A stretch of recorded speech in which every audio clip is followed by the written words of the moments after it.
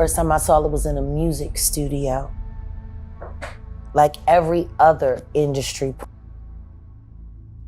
First time I saw Paris Hilton's tape, A Night in Paris, was in the studio. The first time I saw Mary J. Blige being gagged on camera at Death Row after hours was in the studio. No, Jaguar Wright was not there. She was not saving anyone. She was not walking anyone out of the freak-offs. Are you serious? Like, I've been with Diddy a long time, and if I haven't seen any of these kind of heinous acts happening, then where was I when it was happening? Anything that's about to be said in that courtroom, I've already spoke about at length here.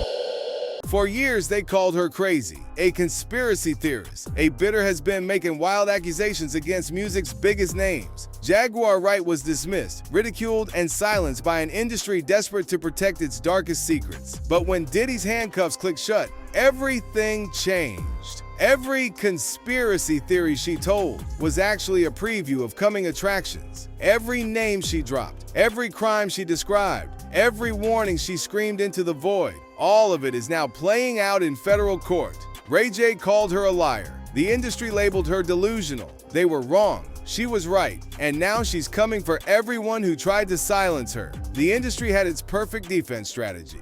Dismiss the messenger. Ignore the message. Ray J became their poster boy for plausible deniability, painting himself as the loyal friend who'd seen nothing suspicious. I think it's kind of becoming a circus, and with all the allegations, and now with everybody explaining like what's happening in the bedroom, I mean, every day it just sounds crazier and crazier and freakier and weirder, right? And I'm like trying to understand, with all this being said, like with Kid Cudi going on and saying everything that happened, but then ended up saying Cassie played both of us. You know, it's like, where are we trying to go? Are we just trying to like tell all of these crazy stories and then that equals out to thinking? I mean, it's starting to become outrageous. It's a RICO case. It's really only Diddy and maybe one other person. Like, I'm just starting to feel uncomfortable, and I'm starting to feel weird about this whole thing. Notice how Ray J frames this? He's not denying the allegations. He's questioning whether they add up to actual crimes. ST becomes crazy stories. A RICO case becomes an outrageous circus. This is textbook gaslighting, making the evidence sound ridiculous while avoiding the substance entirely. I've been with Diddy a long time, and if I haven't seen any of these kind of heinous acts happening, then where was I when it was happening? If you told me that the Kardashians was being charged for racketeering, I might believe it.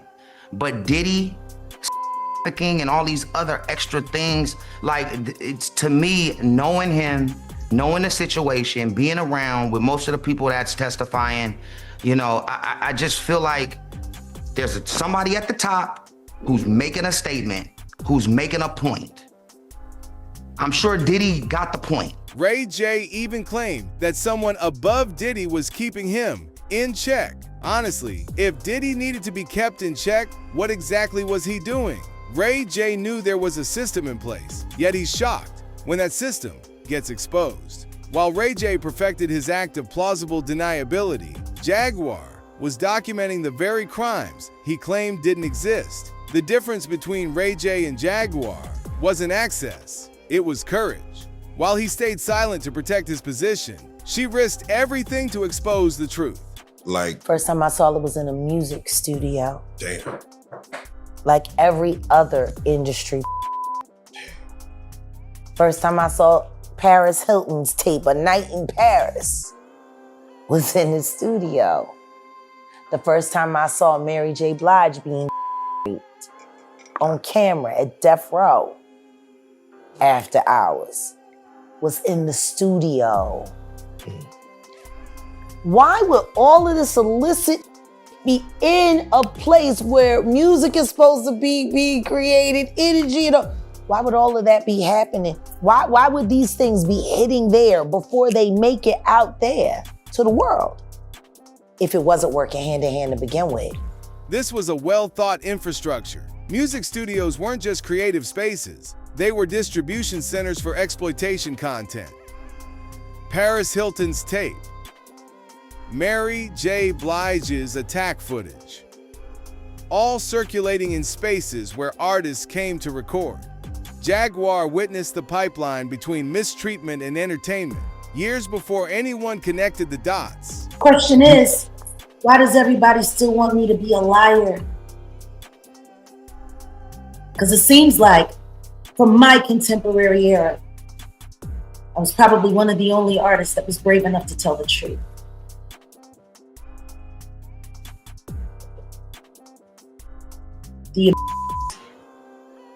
The beatings, the pharmaceutical, financial, the gaslighting, the surveillance, light and heavy.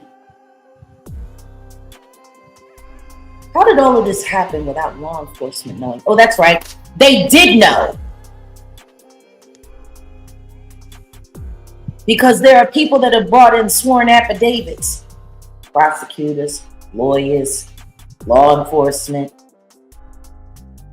who said that they corrupted cases and put cases on people on behalf of the diddler. She was the only artist brave enough to speak while others stayed silent for their careers. She detailed surveillance networks, financial mistreatment, corrupted law enforcement, a complete criminal enterprise that everyone dismissed as conspiracy theories. But when the federal indictment dropped, every wild accusation Jaguar made suddenly became evidence in a courtroom. That's the thing. Anything that's about to be said in that courtroom, I've already spoke about at length here on this couch. Front door lock unlocked. Are they saying anything different than I've already said that they be doing? You're right. You're on it. How many times have I said? That is wild. They wild. And everybody knew about it. I could have sworn to God I said that 1,000,000 times. Everyone knew. Everyone.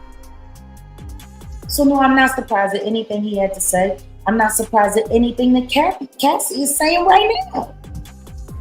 What I do find interesting is that everyone is acting so surprised. What will I say about what he said? I think he's telling the absolute truth. Like when the opening statements in the defendant's case start as, well, my client has drug addiction and he suffers from jealous primal rage. I mean, yeah, he did these things, but it really wasn't that bad. Everybody loved him and they wanted to be loved by him in the manner in which he likes loving people. What did I say about R. Kelly? Do y'all remember that? The first time we did the blue couch, after the chair, when it went from the light wall to the couch with a light on it. I'm just saying. Yeah. Love and pedophilia. Love and year.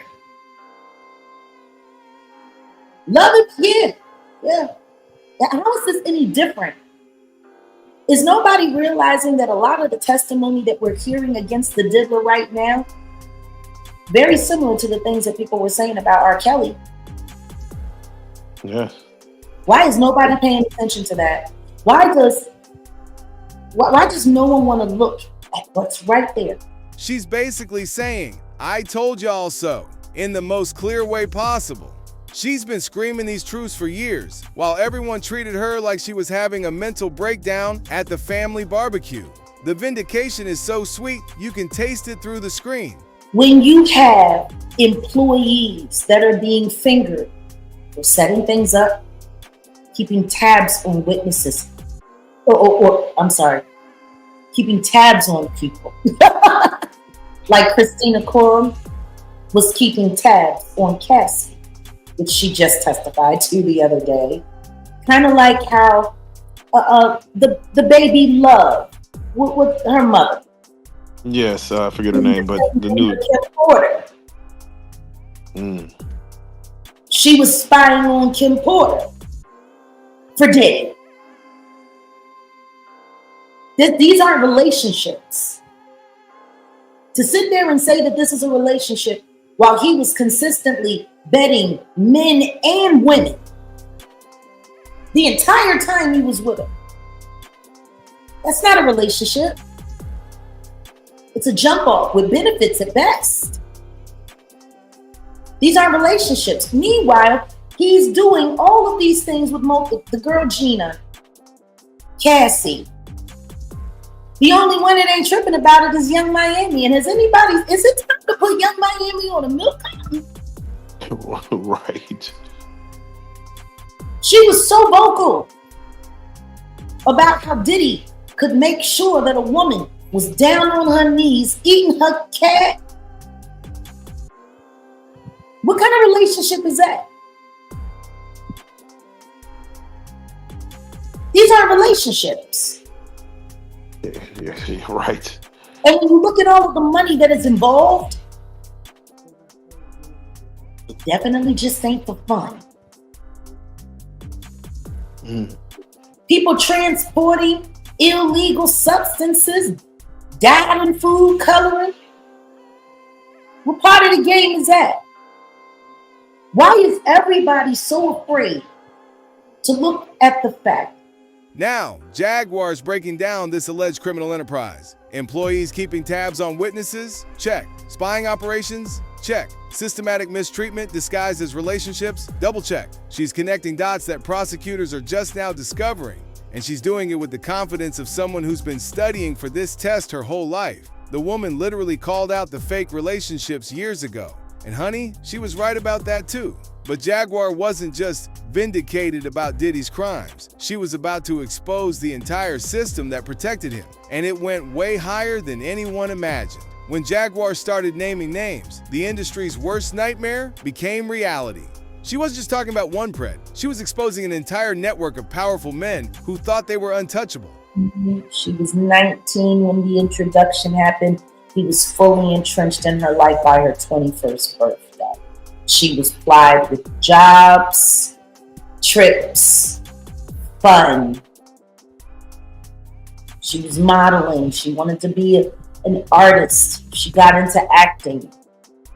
Let's be clear, all young women coming into the business are groomed to be susceptible to favor from the boss. Nobody tells you how it's gonna go.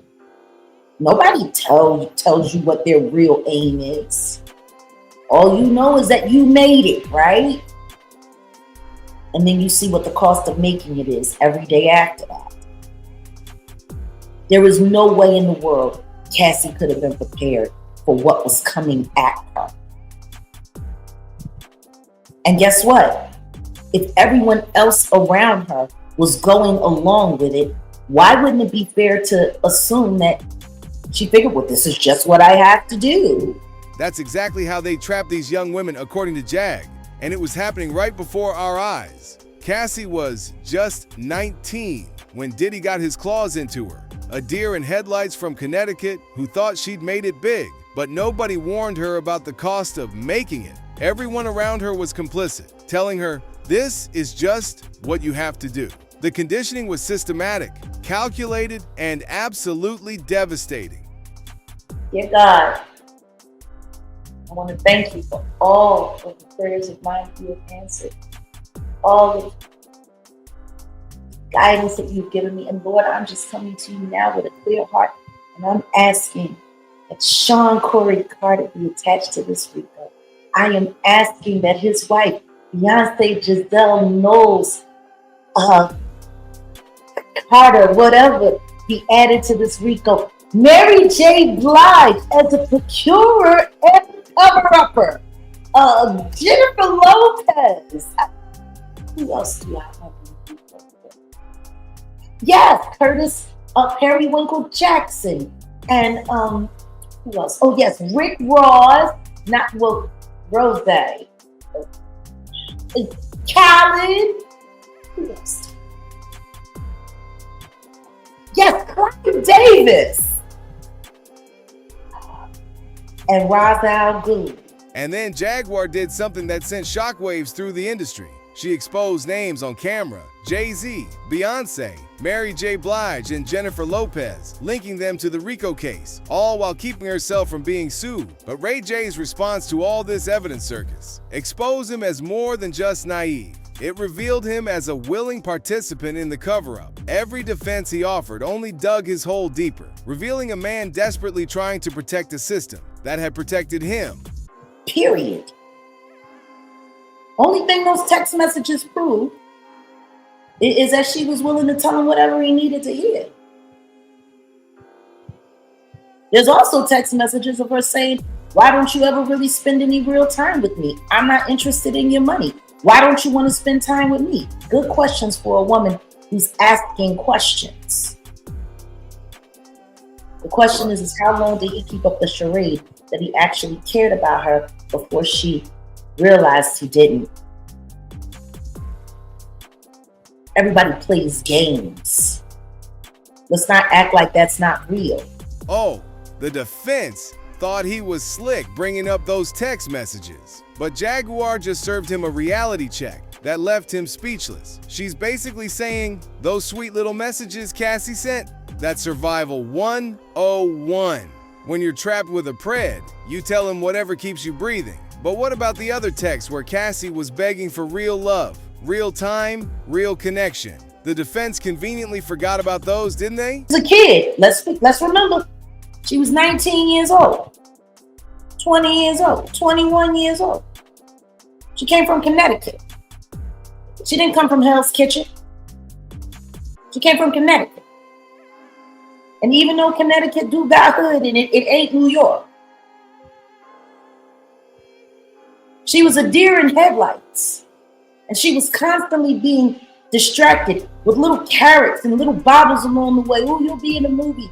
You'll be a big star. And then all the women around her. Oh, girl, you know, this is what you gotta do. This is what you gotta do. This is, man, you better be happy that look, you put up with this, I promise you won't be able to write your own ticket. Whoop-de-whoop-de-whoop. And then Jaguar revealed how they broke this girl down. A 19-year-old from Connecticut. Not the streets, not the hood. Connecticut. They dangled movie roles like dog treats while every woman around her was whispering, girl, this is the game. Be grateful he picked you. The gaslighting was a full-time job for everyone in that circle. They said that Cassie wasn't with Diddy. He didn't live with Diddy for the whole 10 years. I know. Right. Some girlfriend. He was living with Kim half of that time. But he really didn't live with anyone. So once again, where are these relationships? It sounds like, you know, he rented women until he was done. Can you explain to the people Lisa why Cassie,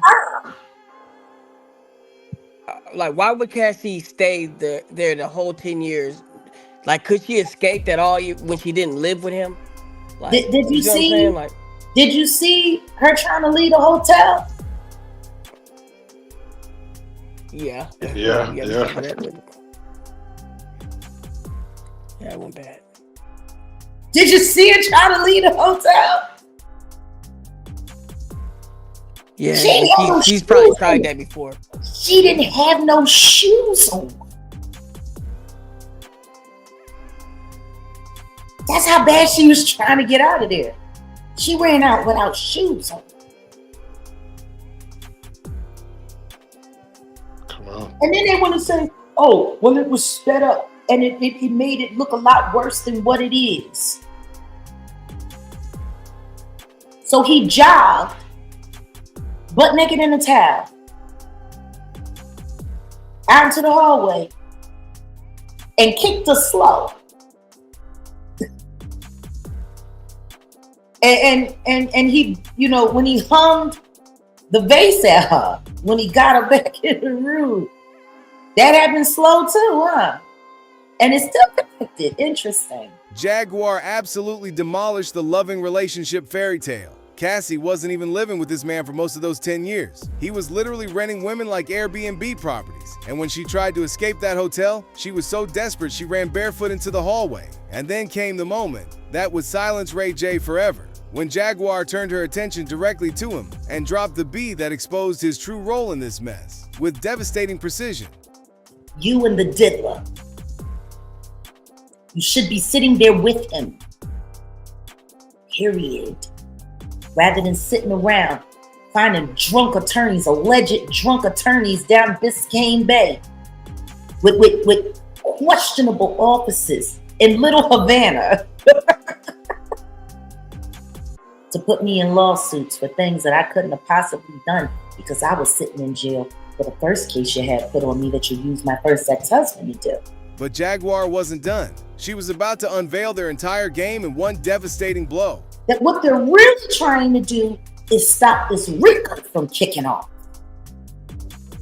Right. Because see, that's the one thing we all really need to be talking about. Diddy's handled up on him. But if they had done a better investigation in the R. Kelly case, they would have found ties to Diddy. They would have found ties to Mr. Carter. They would have found ties to Harvey Weinstein. They would have found ties to Jeffrey Epstein. They could have handled all of this years ago. But see, they chose the acceptable monster so that everyone else could keep playing. While everyone is sitting here looking at the trial, listening to all of these terrible things that I've been telling people have been happening for years. Why are we not looking at the people that are trying to get away?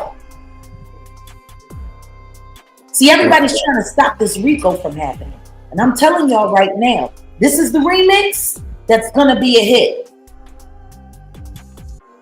RICO Suave for everybody, baby. That's why I'm there.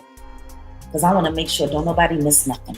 Jaguar revealed that everyone's missing the real game. They're trying to stop the RICO case from expanding because Diddy is just the appetizer. The real feast would connect him to Jay-Z, Harvey Weinstein, and Jeffrey Epstein. She's revealed that they chose the acceptable monster so everyone else could keep playing. Think about that strategy for a second. While everyone's focused on Diddy's baby oil collection, Jaguar's pointing to a whole network of powerful men who've been playing the same game for decades. She calls it RICO Suave for everybody, and she's not joking.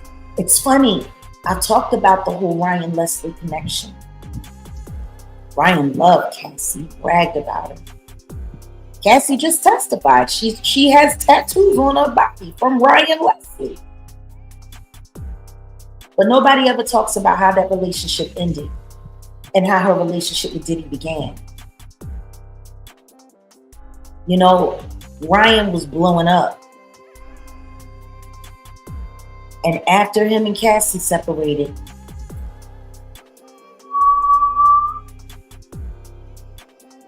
gone. I wonder why. If Diddy has ran around and threatened every other man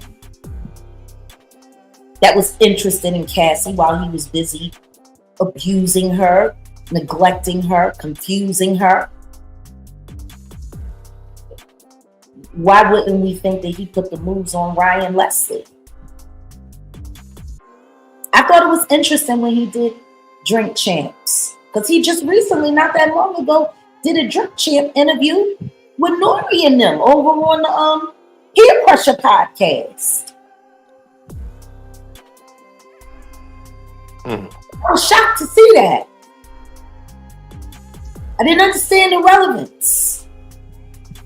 I didn't understand why he would do anything for a network that was affiliated with Diddy. I didn't get it. Didn't make any sense to me. Not at all. But what I do know is this.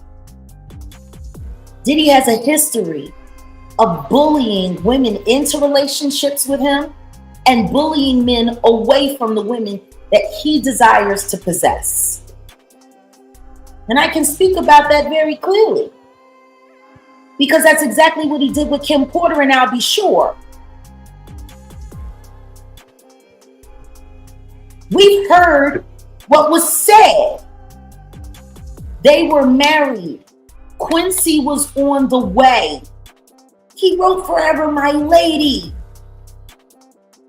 in honor of Kim and Quincy. They were happy.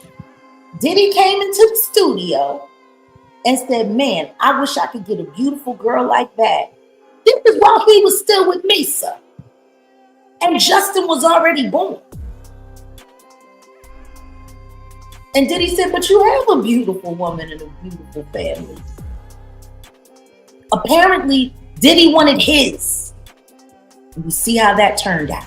She's even breaking down the Ryan Leslie connection, like she's solving a mystery on live television. How allegedly, Diddy systematically destroys relationships to possess the women he wants. Ryan was blowing up, bragging about Cassie, even got tattoos of her. Then suddenly he's gone, and Diddy swoops in. The man literally bullied Ryan Leslie away from Cassie, then swooped in like some twisted knight in shining armor. She saw this pretty pattern years ago with Kim Porter too. Diddy walked into the studio, saw what he wanted, and took it. Jaguar Wright didn't just expose Diddy, she unveiled the entire game in one devastating blow. Ray J thought he could gaslight the world into believing Diddy was just a misunderstood friend. The industry thought they could protect their golden goose by sacrificing the truth teller. But justice has a funny way of exposing who the real villains are. If you like this video, hit that subscribe button so that you never miss out on any new videos. And until then, fam, keep it real.